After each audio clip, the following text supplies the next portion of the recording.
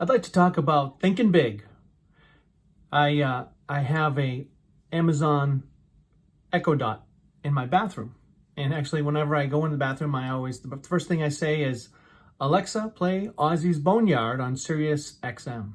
And that's the Ozzy Osbourne channel. And, I usually give it a number of volume, whatever I want, in 1 to 10. And then one day I started to think, what if volume for the Alexa goes up to 100? Like, I never thought if 10 is the highest. So this really got me thinking about a lot of the times where we just don't even ask for more. We're just satisfied with what we think is our limits. So this got me onto this idea of a thinking big blog post. So here are the 4 skills that I learned about thinking big from talking to Alexa. Now, the first one is think big by expanding your expectations. And this is the example of thinking that Alexa only went up to 10. Now, the next one is think big by assuming future roles now. Now, of course, in the All the Hats We Wear podcast, we talk about identifying roles, and a big important piece of that is identifying future roles. So these are really place card holders for you. And one of the benefits to identifying all the hats you wear is that it really gives you, it's like a bridge to the future. Because even though you're not doing this role right now, officially, it's still a great idea to set that role and assume the role right now. And this could be that you want to be a supervisor, it could be a manager, you want to be an entrepreneur, you think of yourself as a philanthropist or a business owner, supervisor, whatever it is.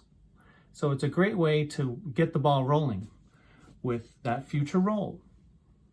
Now, number 3 is thinking big with your goal setting. Now, in the All the Hats We Wear system, we have 4 different types of goals. But we're going to focus on the 2 that relate most to thinking big. And those 2 are visionary goals and sky's the limit goals.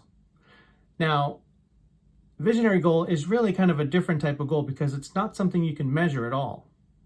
And its purpose really is to inspire and to create some momentum. So an example might be, I'm a world-class problem solver. Or I'm a visionary. Well, that's thinking big. I'm the best dad I can be. So you get the idea. Now, the sky's the limit goal is a really huge goal, of course, that takes some imagination. I mean, this is a real big whopper of a goal. It reminds me of Jim Collins, the great author of Good to Great and Built to Last, where he calls it the BHAG, Big, Hairy, Audacious Goals. So an example might be, innovations from my company helped 3 billion people get out of poverty. That's big. Or 80% of the world leaders at the G20 summit use my All the Hats We Wear time management system and trainings in both work-life balance and time management and productivity.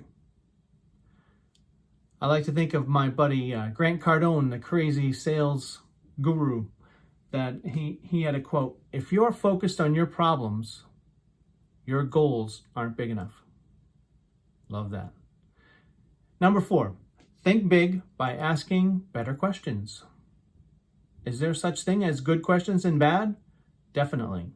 Here's a bad question. It doesn't lead you to anything. It doesn't bring up any solutions. It just drags it down. Example, why am I always so broke? A good question might be, who would be my perfect mentor? Or what's my perfect day of what I want to be doing? There was a great example in the Harvard Business Review. It's an article about asking better questions. And their question was, what is a game-changing opportunity that could create much more value than we have delivered in the past? Super question. So these are the 4 strategies for thinking big that I learned from talking to my Alexa. Let me know what you think. Thanks.